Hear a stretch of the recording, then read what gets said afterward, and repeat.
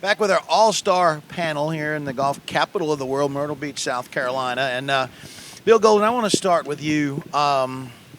You've got some really strong feelings on the way data is viewed in the world of golf, and you really feel like that we're struggling a bit, in particular, attracting some younger folks to the game. Tell us a little bit about where you are with that.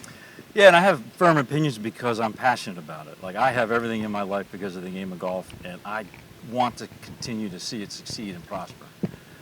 I look at it from the standpoint, we have 75, 80 golf courses here, so I'm looking at it from a golf course owner's perspective, and the only stat that matters is how many people play golf. Tour ratings, people playing at Top Golf, people that say they want to play golf or love golf, doesn't matter because they don't pay the bills on the ground at a golf course.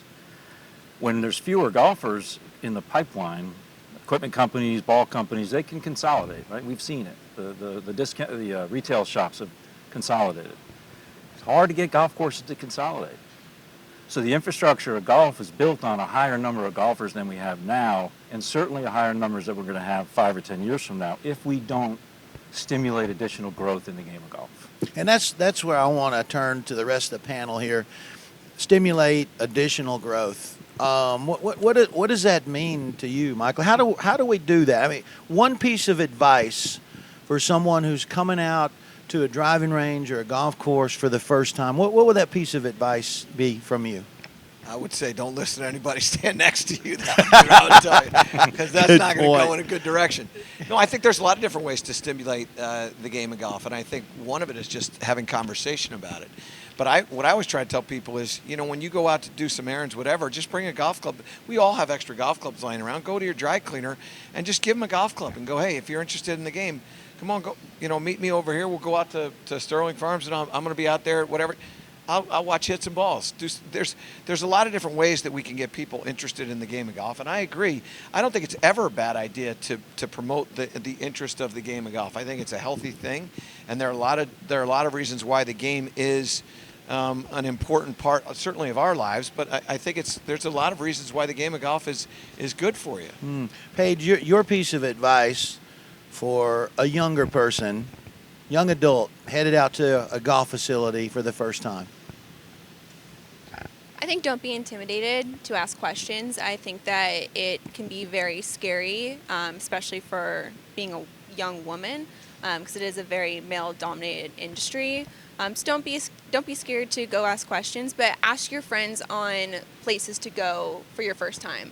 Maybe don't go to a private country club.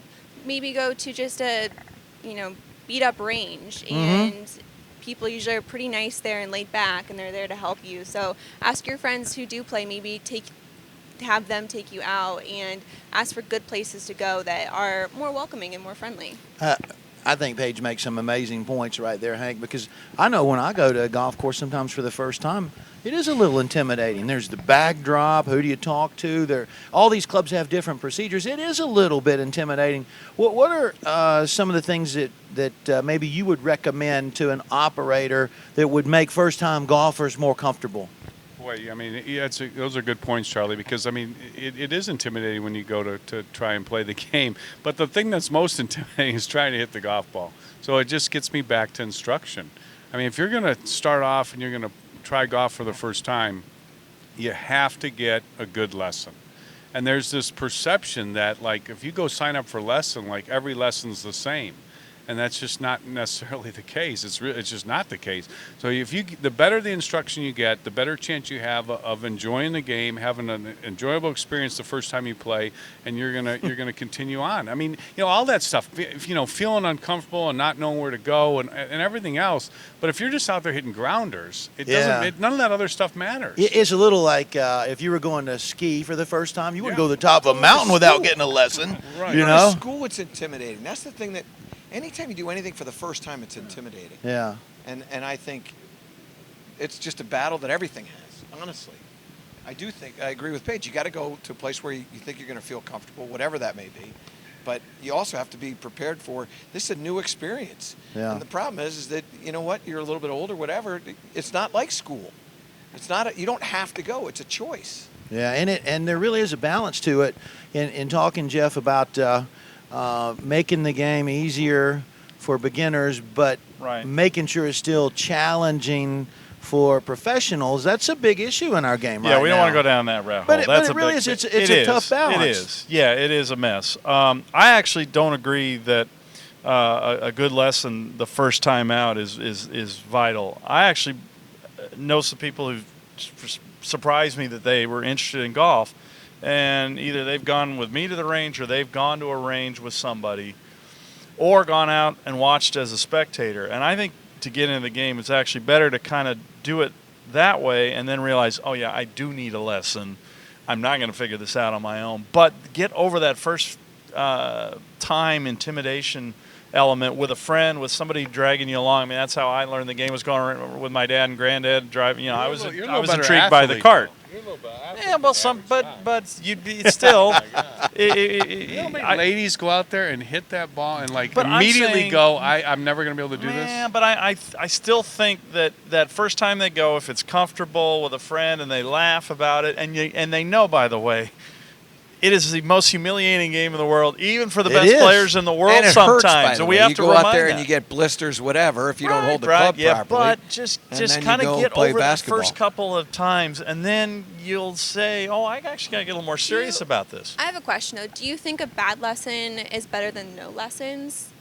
Because it is expensive. I think that's a hard thing. It's like that's to probably true. have That's a good instructor, it is expensive, and I think a lot of people are like, I don't know if I want to invest this much money into something I'm not really sure about right away. No, a bad lesson at a beginner level, though, is never going to be that bad because you don't know anything and just the basics, you know, the hold on the club, standing, you know, the grip. I mean, most anybody can get that. The problem is getting people to get the ball airborne. Like our goal is always, like when we teach beginners, it's we want that ball. That ball is going to be airborne in this first lesson. They're going to leave saying, boy, I hit the ball up in the air. I mean, that's going to happen. That's number one. But that first lesson doesn't have to be a traditional one-on-one lesson. It can be a group lesson, or, Paige, it could be, in particular, young people looking at YouTubes of Hank Haney or Michael Breed giving lessons. And a lot of younger folks learn that way. And that's You don't get a lot of there's a lot of people you don't get second chances with. yeah. So I guess to Bill's point, where you look at the numbers and most of the golfers have always been older. I think the one other thing we have to figure out is to be a golfer. It doesn't mean if you just go to the range and you go to Top Golf occasionally and you maybe dabble in it, that you're a golfer, okay? And as you get older in life, you may get more drawn to it. We scare people off by making them think you got to have a handicap, a full set of clubs, a membership, and this and that. And there are a lot of ways to be a golfer, and we have to make sure we welcome people of all different kinds because a lot of people just don't have the time. But maybe they like to go to the range every once in a while, and then 10 years from now, they stay connected to the game. Then they do the things that you talk about. They stay with the sport. Well, folks, we may not agree on how to get started, but everyone sitting on this panel agrees that you should get started in this wonderful game.